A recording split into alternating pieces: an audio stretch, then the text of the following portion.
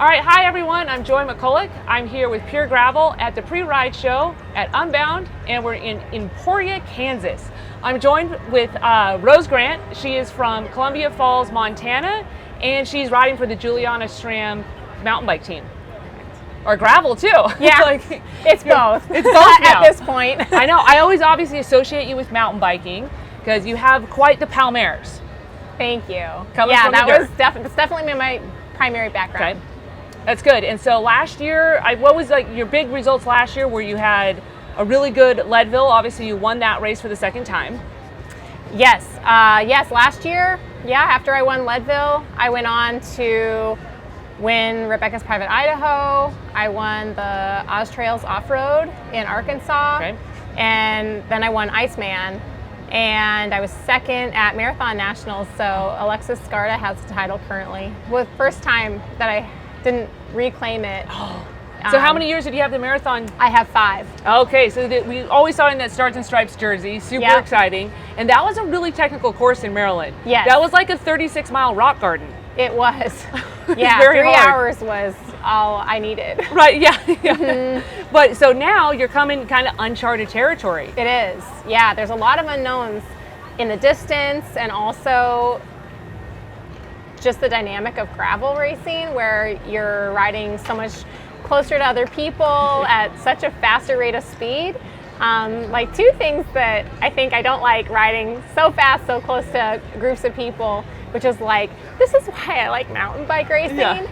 But there's also something exciting when there's that element of the unknown that you haven't experienced with the distance. Yeah.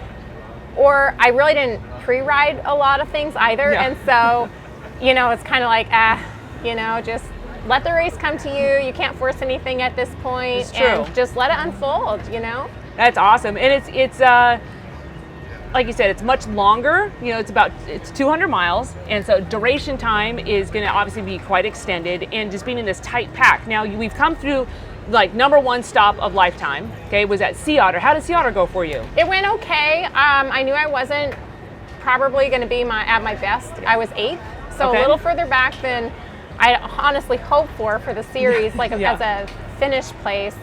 I had a decent race there, but the result was kind of lackluster. Okay. Yeah, and that's hard. But it's obviously there's gonna be a lot of shake-up, shuffling to see what comes out, in this event. So with the 200 miles, we spoke a little bit about how you're prepping. I know you enjoy food and preparing and like nourishing yourself. So you kind of have your own strategy for what are you going to eat for 12 plus hours. Yeah, fueling, of course, is very important. Yeah. It's one thing that I know. So JoJ bars, I work with the feed, so okay. I have access to a lot of options when it comes to nutrition. Yeah. But my go-tos are going to be JoJ bars and goo gels. Okay. And I'll run goo Roctane in my water bottles. And I'll probably make some like almond butter and banana tortilla wraps. Nice. Yeah. You're like, I'm going to need some real food at some point today. Yeah, something that's not just sugar laden, right. Which the JoJ bars actually are pretty good when it comes to like some good palatable food too. Right, going on the little sweet spectrum a little bit farther. Yeah. That's helpful. You got to get that flavor fatigue out. Yes. You're like, oh, too much sugar. So when you're looking for preparing for something like this, I know you live in Montana, right? And it's been a little bit on the chillier side. So, tomorrow it's kind of maybe rain, but now you say if you won down at Ozfest, which is obviously Arkansas, you've been used to being in that humidity and that heat, like, is that going to play a part in your ride tomorrow? I'm not worried about the heat tomorrow. I don't think it's going to be, I didn't check what the high is, but not over 80 maybe, or low 80s. So yeah. I typically do well in the heat as long as I'm hydrated. And so, I think like this is funny too, when the events get this long. This is something that I haven't heard people talk about a lot, but like when I drink the amount of fluids that I need to drink in an event when it's not super hot, I'm going to have to pee. Yeah. If I don't have to pee, then I'm probably not drinking enough. Yeah. And so what's your strategy? Because at this point, you can't dismount and get off your bike.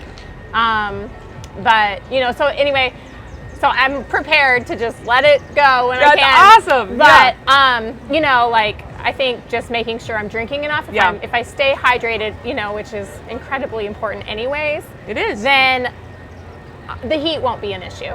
Yeah, I good. hope. Yeah, Good. it shouldn't be. I'm not concerned about it. That's awesome. Yeah. There's you know, and obviously, you know, I think what a lot of people find is it's a little bit chillier in the morning, and then in that mass start, because I believe it's, you know, it's not gender classed, it's not like category classed. In mountain biking, I might be in the like 40 to 44-year-old women. There's like 4 of us, right? And here there might be 4,000. Yeah. And so it's going to be a lot of like hands on the handlebars. Yeah. Yep. So I'll run a hydration pack for Awesome. sure. Yep. The USWE packs are. This is my first event using a USWE Cool. pack, but I've been training with it a bit.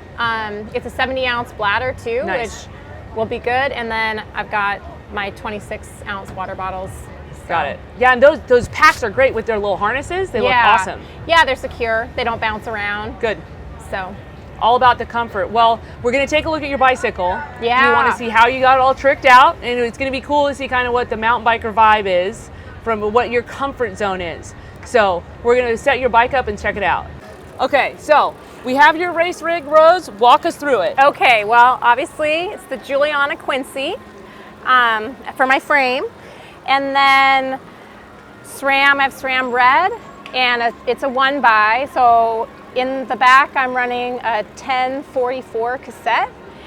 And then in the front, I have a 44 tooth chainring, which I had a 42 on prior to this event. So we'll see how that goes. I did get a chainstay, although I've never had a problem with a drop chain, just, you know, for safety. The Santa Cruz water bottles are secure, so I won't lose any bottles if it gets bumpy. And then for my wheels, I have the Reserve 32s, and they give me a little more aerodynamic. They're a little deeper. Maxxis Refuse 40C tires. These have the Max Shield on them, which is a very stable sidewall, but it goes all the way around the tire. They're actually like pretty fast and pretty plush, so I've been happy training on them at home. They also have the Fillmore valves, which are like a really nice high flow valve. I also have Orange Seal in my wheels, and I'm running inserts as well. They're the Tubolite inserts, which is also new. I've not done that prior to this event either. I will have a saddlebag with my flat repair. My top tube bag is for gels primarily, or snacks fit well in there. My Hammerhead Karoo 2 will have my mapping, so I know directionally and mileage and all my data that I want to know. Well, I'm not going to try to look at it as less as I can. I think that's pretty much it. I'm just running the regular Shimano pedals. Yeah, I like it. That's awesome. I like your tire setup is robust. Thank you. I like what you're doing. It's you know, risk adverse.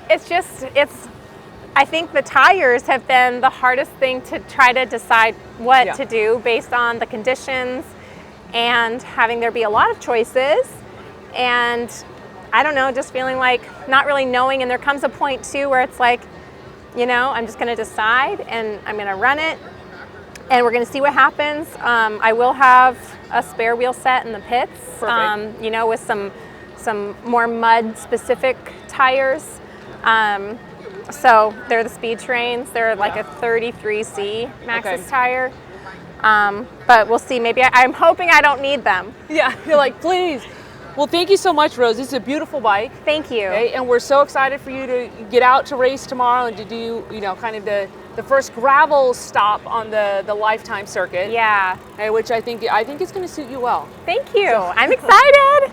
All right. Well, thank you, Rose, and thank you everyone for tuning in to the Pure Gravel pre-ride show here in Emporia. Make sure you subscribe, hit that bell, and you can stay up to date with the latest and greatest.